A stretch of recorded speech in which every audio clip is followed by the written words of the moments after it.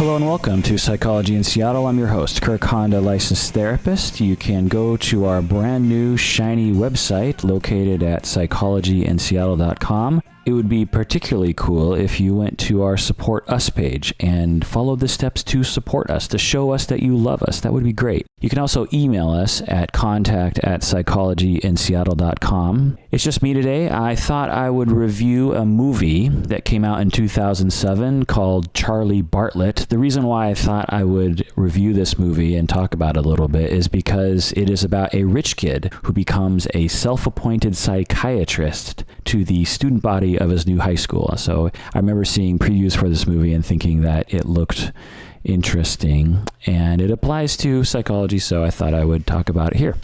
So let's get into it, shall we? All right, so Charlie Bartlet. It is a teen comedy with a little drama. It's sort of in the style of Ferris Bueller, but it's not as good of a movie as Ferris Bueller. It starts out with Charlie Bartlet, a teenager, being kicked out of his Ivy League-style private high school, a prep school. We learn that he's been kicked out of a number of them. And we also learn that he has a very rich mother who is eccentric. And we also learn that his father is not around. We learn later that it's because he's in prison. So it's just him and his mom. And we learn that his mother has very loose rules for Charlie, but that they have a very warm relationship. So it seems as though Charlie is without any real sort of authority in his life. He doesn't have any kind of guidance or parenting, and it seems like that may have been true throughout his life. So he gets kicked out of this prep school, and he goes to this public high school and is instantly bullied and ridiculed for his upper class ways. For instance, he walks into the school with his prep school blazer and his, crest on his lapel or on his chest, and he gets beat up, and the class bully, shoves his face into a toilet, that sort of thing. So he comes back home with a black eye from being beat up by the bully, and his mother sees it and puts him in psychoanalysis. So there he is on the couch in psychoanalysis, and he's telling the therapist that he's being picked on at school. And he says, I have a fantasy. That Charlie says, I have a fantasy. The psychoanalyst says, sexual, in this really creepy way. And Charlie Bartlet says, no, it's not sexual. And he tells about his fantasy that he becomes popular and this sort of thing. And the doctor's taking notes and not really being very empathetic. And he doesn't value what Charlie is saying. And after he's done telling about this very meaningful fantasy of Charlie's, the psychoanalyst just changes the subject and asks about his father. And Charlie feels very defeated, and then the psychoanalyst prescribes Ritalin. So we learn that he's a psychiatrist as well. This is yet another inaccurate example of therapy portrayed in the movies. The therapist completely fails to be empathetic. It's a typical cartoonish version of a therapist. The therapist looks for sexuality in everything in a very creepy way, and he prescribes medication recklessly. This was the first sign in the movie that I saw that pointed to the conclusion that the writer is out of touch, that the director and the producers of this movie are completely out of touch. Although I did find out that the writer wrote Youth in Revolt, which I love dearly, so I couldn't really figure that one out. So Charlie Bartlet starts taking Ritalin, and he becomes very hyperactive instantly. And he becomes very focused on his homework, and he can't focus on his mother talking to him because he's so focused on his homework. And then he starts acting stranger and stranger. He starts running around for no reason. He's extremely hyperactive. He's completely out of control.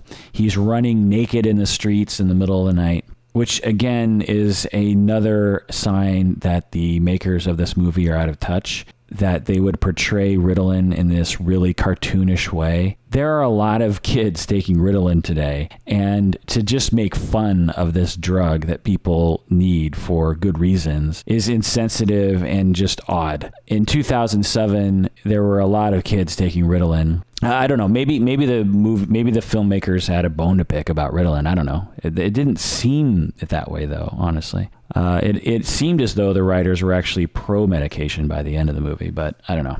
This scene in the movie where Charlie Bartlet freaks out on Ritalin has become a cultural meme in our society. On Urban Dictionary, there's a entry that is called Charlie Bartletting.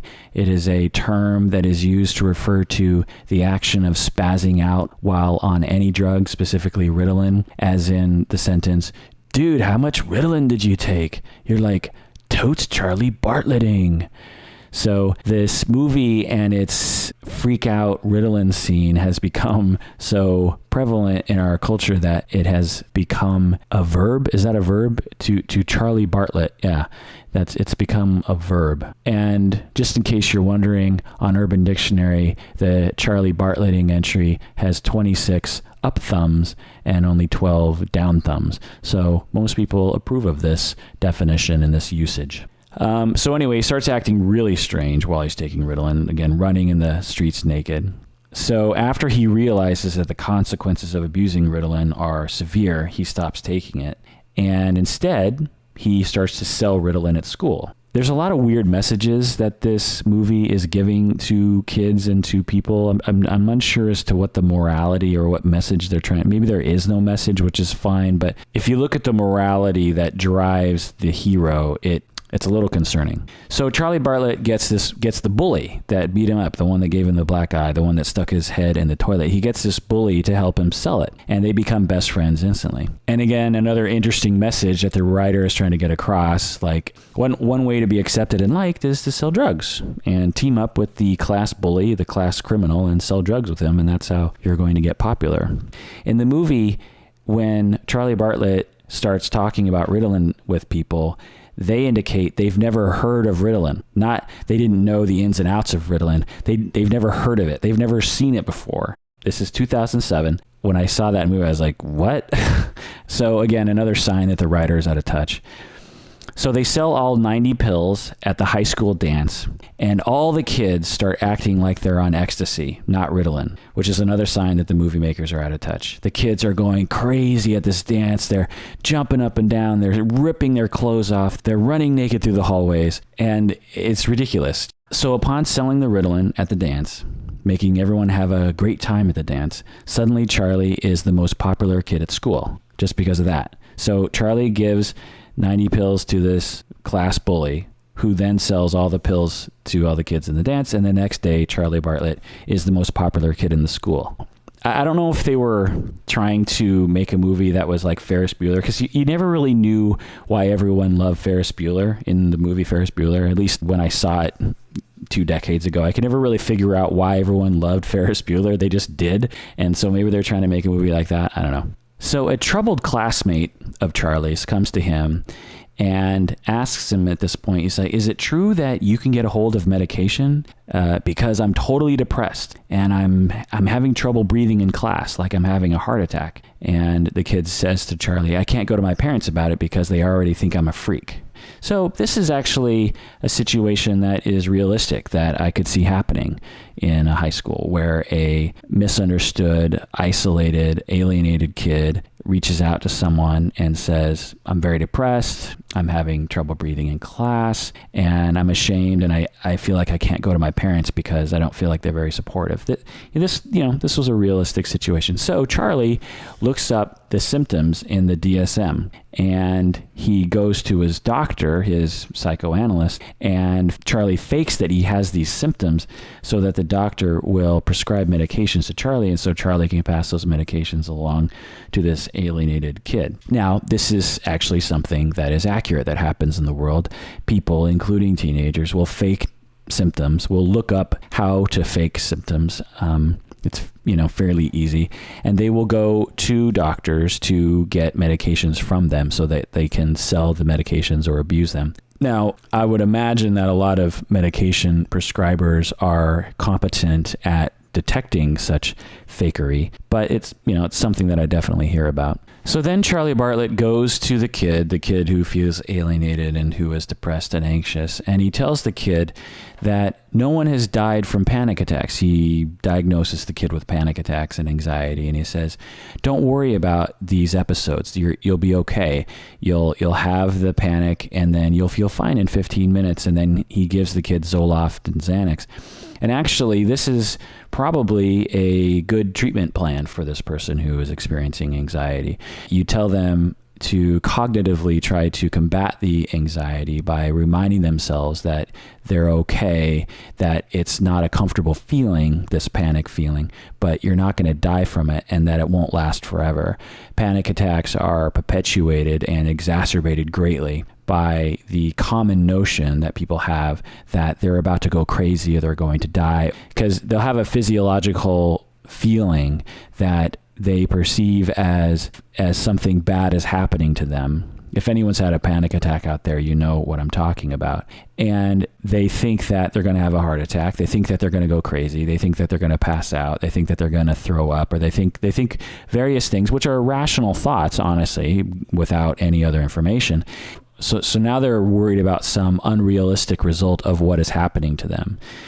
Imagine you're driving your car and suddenly you have 5 of the 10 signs of a heart attack, and you've never had those feelings before, and you just saw a presentation on the 10 signs of heart attack. Well, you'd get scared, right? You're thinking, wow, am I about to die? So the physiological feeling that happened to you is a bit of a mystery, but now your brain runs with it and thinks, oh my God, I'm about to die. Now, those signs might actually be signs of a heart attack, but for some people, it's the sign of a panic attack.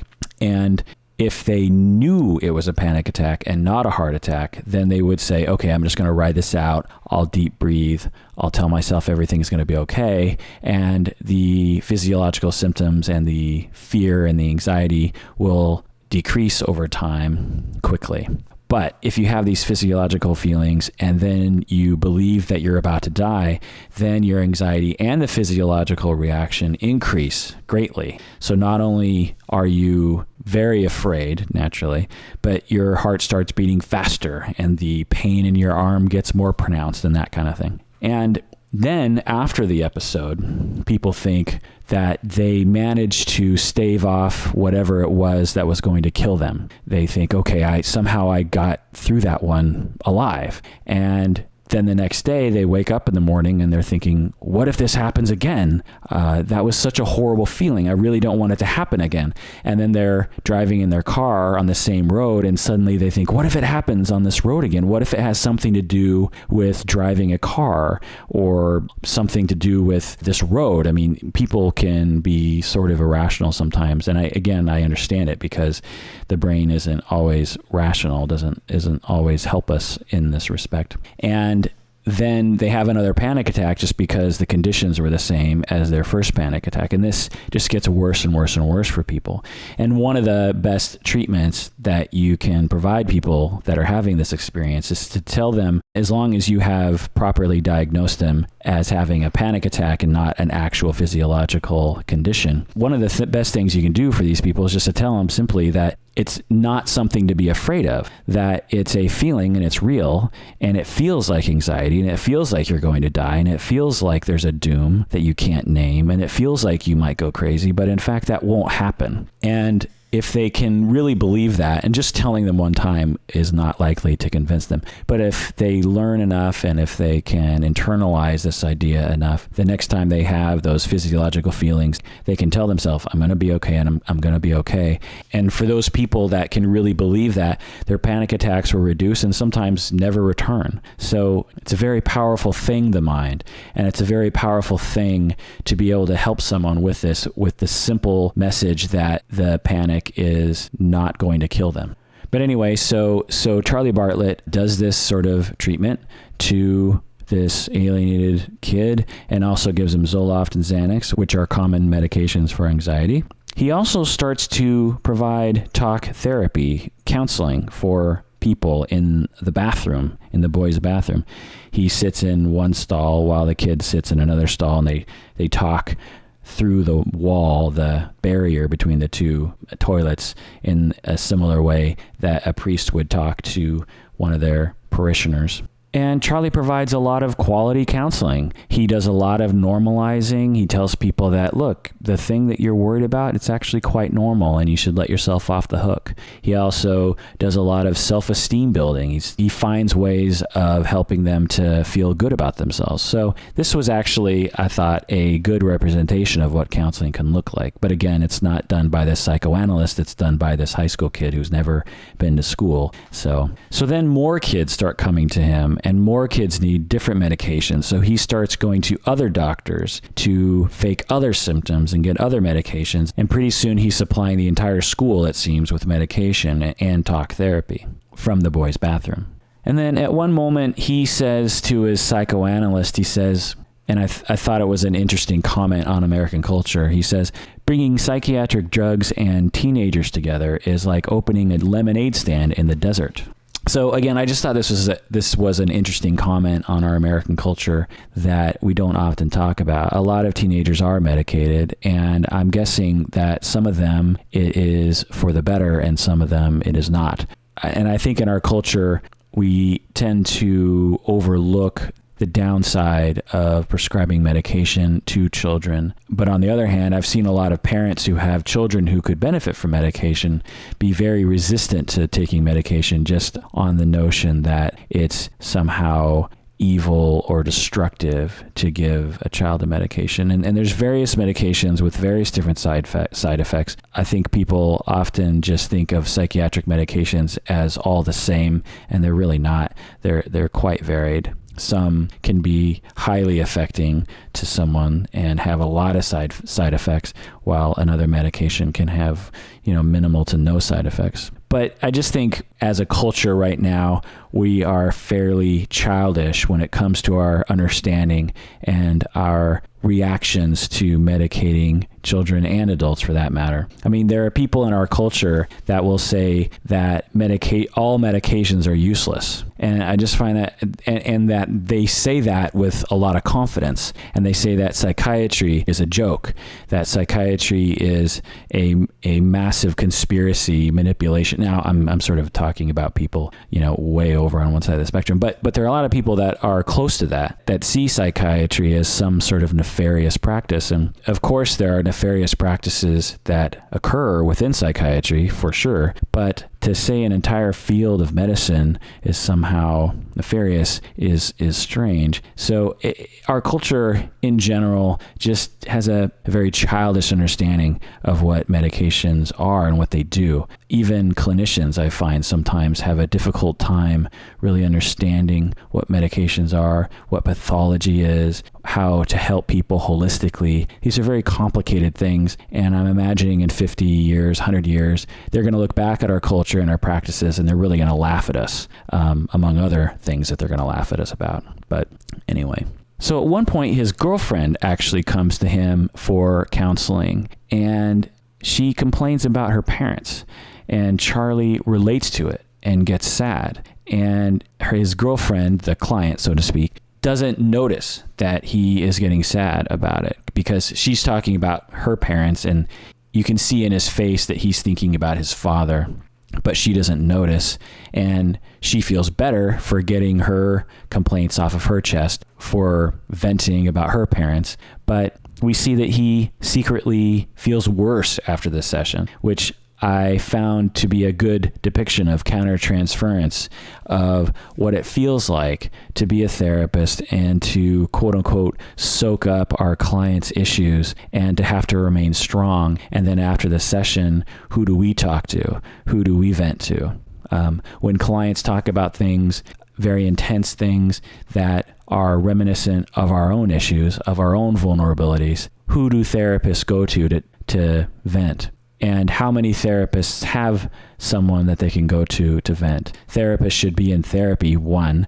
2, they should have consultants and other therapists that they can talk to. They should have a good support system, all of these things. A lot of therapists don't. And I don't know, I just thought it was an interesting little depiction of a common experience for therapists. So then Charlie Bartlet gets in trouble for prescribing the psychiatric drugs in the boys' bathroom. So he stops. but people still want talk therapy with him. So they line up outside the bathroom. Even though there aren't any drugs to give out, they still want counseling with Charlie Bartlet, which validates Charlie's worth as a therapist. So Charlie offers non-judgmental support, and he tries to improve other people's relationships. And from my estimation, he's providing good counseling. It comes across as very pragmatic and very down to earth. And this was a better representation of what actually happens in the therapy office. But again, it's done by a high school student and not the actual, therapist. So later on in the movie, he gets up on the stage in this pivotal moment in the story, and he says to all the other kids, he says, "Do you think I'm any less screwed up than you?" He tells the crowd, you need to stop listening to me. I'm just as screwed up as you. So as with the rest of this movie, this was a very cheesy moment. This movie was very cheesy, honestly. But I thought it was an interesting comment on how us therapists are just as screwed up as everyone else, quote unquote. We have problems. That doesn't mean we can't help, but it does mean that we're human and we make mistakes and that we need support. Therapists and our culture put unrealistic expectations on therapists. And these unrealistic expectations can often lead to a therapist not recognizing their mounting stress from their work.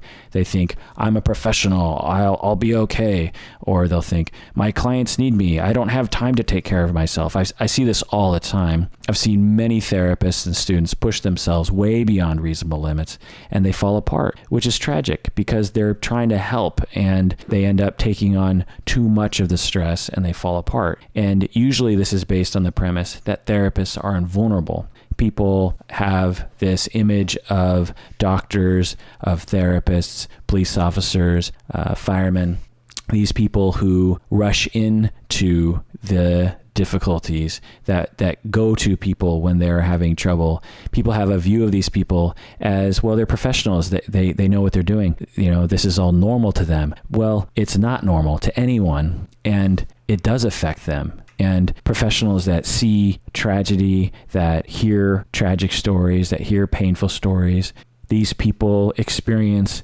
vicarious trauma. They are themselves traumatized in a sense and can become quite significantly traumatized if they don't take care of themselves, and they're exposed to a tremendous amount of this pain, of this human suffering.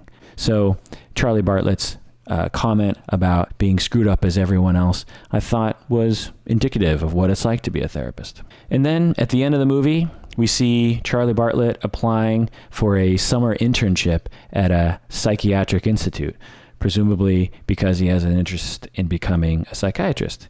So there we go.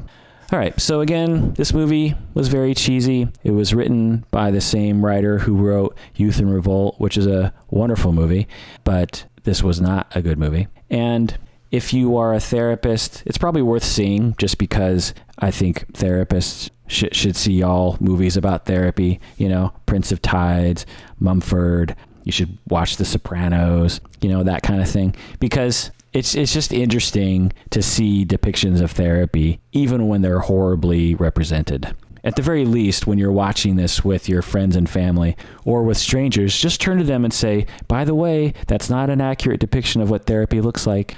Just so you know, we're not like that. Do your part. Spread the word that therapists are not all bumbling idiots. Some of them are, but not all of us, right? All right, so that does it for another episode of Psychology in Seattle. Thanks for joining me, and please take care of yourself.